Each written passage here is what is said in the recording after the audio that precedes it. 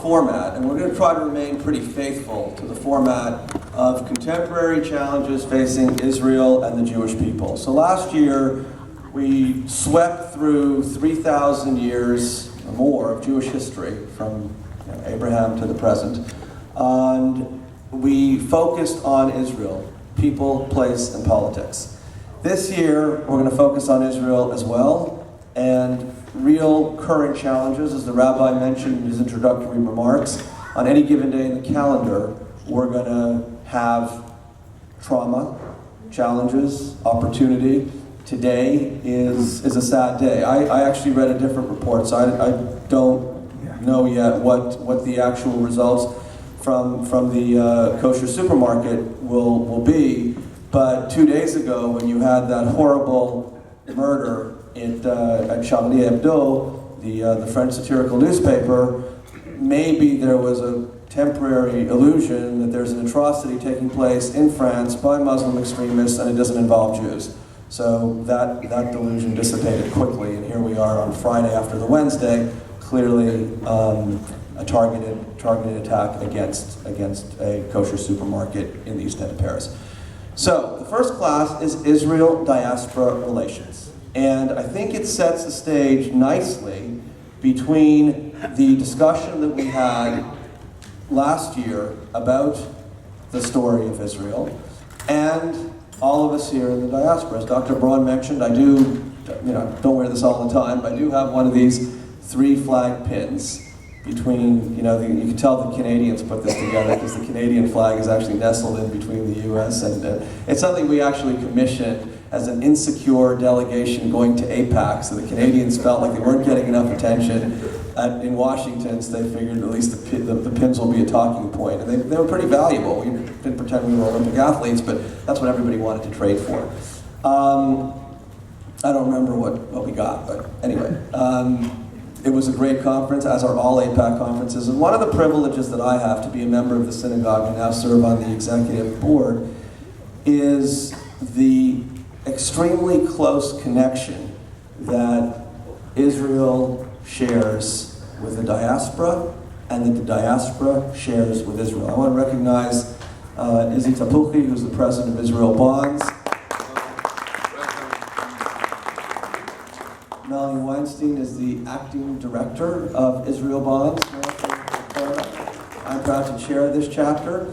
And Izzy, for those of you, many of you will be here tomorrow, will be addressing the entire congregation from the Bima, and hopefully later on this afternoon, he'll give us a teaser and spend a couple of minutes telling us what we can anticipate tomorrow. Back to the topic of Israel diaspora relations. So what is a diaspora, right? So it comes from a Greek word, and it means dispersion. That was the Greek word for dispersion. Now in modern Hebrew it's called tfutzot, which means scattering. Someone suggested, American Zionist named Simon Rabadovich suggested that that's a better word, scattering until it's ingathered. Some people call it the galut, which is a pejorative term, sort of the corollary of geula, which is redemption. Galut is the opposite of redemption because you're not in the land of Israel. So until you go from galut to aliyah, to coming back, kibbutz galuyot, there won't be a geula, and that's an important theological discussion beyond the scope of this class. But if you look at when the diaspora started, it's a good question. I mean, I would argue that this is a nice way to remind ourselves where we are in the Torah. Last week's Torah portion, we ended the book of Genesis with the chapter of Vayechi, where Jacob, Israel, the father of the children of Israel and the tribes, gathers first his grandsons, then his children, to impart, his blessing or exhortations, education, however you want to refer to it. But his last request, his promise, his insistence that Joseph swear that he will carry personally his bones back to the cave of the patriarchs and matriarchs in Hebron, is because he understood the unseverable connection between the people and the land. And perhaps the first diaspora, you could say, is when he and his family went down to Egypt. And now we begin tomorrow the first chapter of the book of Exodus, Shmot, with the beginning of the return to Israel. And our history has been sort of coming and going, coming and going. The first massive expulsion after the Israelites returned to Israel was in 786 BC, when you had the northern 10 tribes, the Assyrian king, Sargon II. We won't get into the same level of historical details we did last year, but there were a lot of intra-regional conflicts going on between the Assyrians, the Babylonians, and the Egyptians. Pre-Alexander the Great, these were the three major powers that really contested for land and treasure and conquest in that part of the world. The 10 tribes were scattered, and they were purposefully scattered, and they retained some identity in certain places. The Judean part, Judea, which was, well, now we think that everyone was from the tribe of Judah, but included parts of the tribe of Benjamin and Shimon and obviously the Levites. They lasted for about another couple of hundred years till Nebuchadnezzar came. He was a Babylonian king, and he famously sacked the first temple and moved Jews. Now, not all of them were moved to Babylonia, but that was the core. Some actually stayed behind in the land of Israel. They weren't all taken out. A big group moved to Egypt. So you had the largest Jewish population following the Babylonian expulsion was in Alexandria.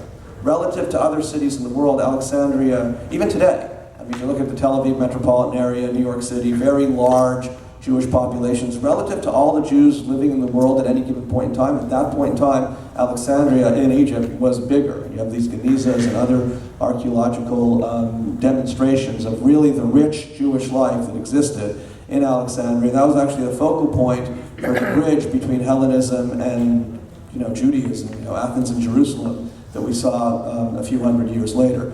The Persian king who conquered portions of Babylonia, Cyrus, allowed the Jews to go back to Israel and rebuild their temple in 522 BCE. And Ezra and Nehemiah started this effort. The real glamour and glory of the Second Temple came later, but with a few interruptions, important interruptions, Jews were able to live a relatively Jewish life in Israel, what's now Israel, from then until the Roman period. But it was a different type. So there were relationships between Jews living in Israel and Jews living in other parts of the region. But because Judaism was so centered on temple service, and we'll talk in a minute how that changed, it was a very sort of, it was very disparate. So if you had the temple service, if you were living in Jerusalem or around Jerusalem, you had a certain way of relating to Judaism in Israel. The literature that we saw later on in the oral Torah and how it developed wasn't as coordinated, and obviously communication had a big factor to play in that. And Alexander the Great then pretty much took over that entire period. He died early, and then his kingdom was split between the Ptolemies and what's now Egypt, and the Seleucids and what's now sort of Syria and Iraq. And then the Roman conquest of the region becomes very relevant. 63 BCE, Pompey takes over that part of the world, and the Romans are the power in the Western world. It wasn't just the Middle East. And we were pretty rebellious. I mean, the Jews living in Judea were not happy to live their lives under Roman rule, and they rebelled twice. The first rebellion was in 66 CE. We've now crossed over that threshold. And that rebellion was put down famously with the destruction of the Second Temple in 70 CE. And Vespasian was the emperor. Titus famously accepts all the treasure of the Second Temple into Rome. But there were a lot of Jews already living outside of the land of Israel. In other words, it wasn't like they were being moved out to places that had no Jews. Rome already had Jews. The Alexandria Jewish community was still significant, and there was a meaningful Jewish population in Babylonia, which then increased because that's where you had critical mass, and you had a solid learning base. So from a practice standpoint, this is sort of where the shift between the Sadducees, who were focused on temple service, and the Pharisees, who sort of are the progenitors of modern day rabbis, where you can really practice Judaism anywhere, and you can make your own congregation, and you can live a Torah, Torah life. So that was the catalyst. And then there was another rebellion. A Rabbi Akiva-inspired soldier by the name of Simon Bar Kokhba. He had sort of the final Jewish rebellion. Emperor Hadrian had no patience for that, and there you had a complete slaughtering of the Jews, as much as possible exiled from the land, certainly not allowed to enter Jerusalem at all after 135 CE. Changed the name of Jerusalem to Aelia Capitolina, and changed the name of Israel to Syria Palestina. That's now, Judea. It wasn't called Israel, it was called Judea. So Judea now becomes Syria Palestina, and Jews are not allowed to do anything there for a while. It changed with emperors. Justinian was a benevolent emperor, and then Constantine was probably the world's first official anti-Semite. When the Roman Empire embraced Christianity wholesale, things became very bad for Jews everywhere.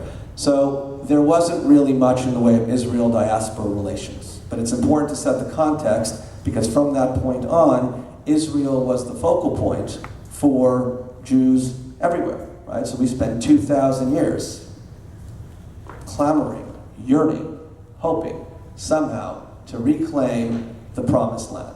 And there were pilgrimages, there was a constant population of Jews in Israel and even in Jerusalem. Other major cities, major relatively speaking, were Hebron, Tzfat, Tiberias. But it was sporadic. And immediately following the sort of end of Jerusalem as a major center, certain Jews realized, Rabbi Yochanan ben Zakkai set up his yeshiva in Yavne. Rabbi Gamliel was, he had his yeshiva up in the north. There were two major centers of Jewish learning established in Babylon, in Sura and Pumbedita, and there were two parallel introductions of, the codification of oral law. You had the Jerusalem Talmud and you have the Babylonian Talmud, and actually the Babylonian Talmud is considered, I won't say more authentic, but more authoritative, and it's the one that most people who follow the Talmud read currently. And it's hard to sort of appreciate how complicated it was for Jews to integrate Israel as part of their identity. I think that one of the things I want to accomplish over the next few weeks is to make this interactive in multiple ways, but most importantly, to think about what the diaspora is able to enjoy today. And that's how, we'll talk in a second about what we're able to contribute to Israel, but how much Israel is able to contribute to us. But if you take yourself back to Alexandria, back to, Babylon or Damascus or Rome, and the ability to feel Jewish was elusive. And the effort of those who did so is incredible. I mean, think where we live here in the United States of America, or Canada, or Australia, or South Africa, or other meaningful centers of Jewish life. This is a unique period in Jewish history.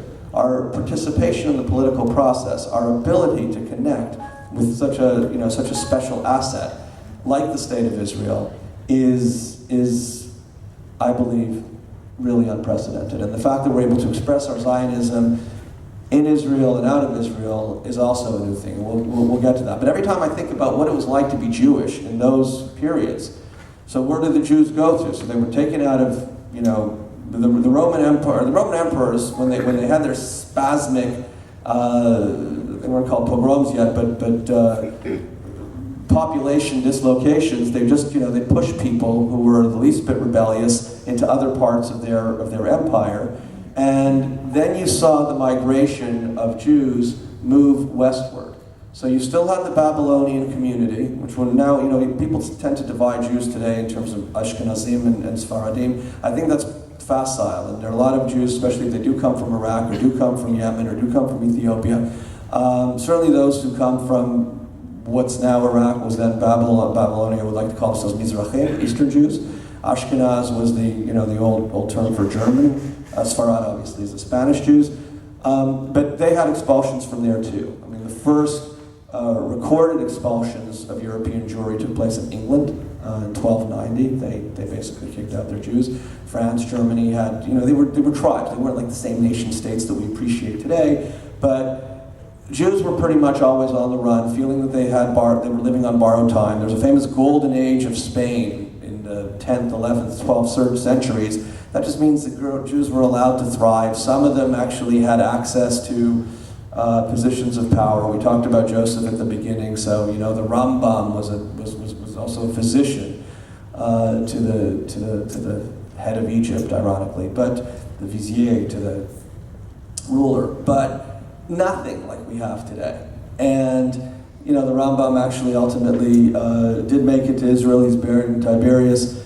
There are other famous rabbis who contributed a lot, not just to Torah learning. Rashi was a wine merchant, but his grandson was, attacked by crusaders, So there was no feeling of security, no feeling of continuity, and no real. So you had these sporadic movements back to Israel, and the Kabbalah movement in Tzfat, and the pockets of Jews that lived in Jerusalem. Actually, interestingly enough, you have the famous airlifts, and we'll talk about that in a second, that came from Yemen. But Yemenite Jews were actually moving to Israel before the Aliyot started after the pogroms following the assassination of Alexander II in 1882.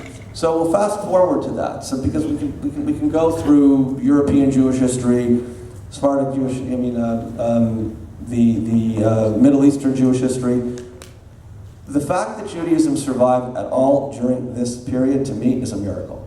Because there were so many other tribes, so many other factions, so many other splinter organizations, and Judaism changed a lot. There was a lot of assimilation, a lot of blending in. That's why Ashkenazi Jews tend to look the way they do, a little paler. Sephardic Jews a little darker. Yemenites and Ethiopians obviously darker still. Over time, you start blending in with your population. There were restrictions. Famously, the Pale of Settlement, what's now, Western Russia and Lithuania and Poland, was a place where Jews were forced to live. They were sort of segregated into that area. And they adopted their own way of life. And this idea of a modern resurgence towards Zionism, for our purposes, I'd like to link to the late 19th century, where, it's hard to pick one specific launch point, but you could pick sort of 1848 was a year of burgeoning nationalism in Europe. Everybody wanted to express themselves as citizens of whether it's a France or an Austro-Hungarian Empire or the Prussian Empire. The Jews didn't have their ability to express themselves nationally, so people started writing about it. And then the 1882 assassination of Alexander II, the Tsar, for which the Jews were blamed, catalyzed pogroms, and Jews started thinking that it's time to move. Most came here. If you look at the population patterns in Jewish history, the late 19th century, first beginning of the 20th century, most of us in this room are a product of that migration. Many aren't, because certainly those of us in Canada, probably the immigration wave came later after the Second World War. But that was a big period. A lot of Jews moved to Canada, and certainly Australia and South Africa. And it kind of stopped when the vetoes, the quotas here in the United States in the early 1920s. And what was then called Palestine was a very difficult place to be. And there was no autonomy. There wasn't even the semblance of autonomy. You had the Ottoman Empire, which was completely hostile to any type of autonomous expression. Herzl famously went to the Kaiser to see whether or not he'd get some empathy from him.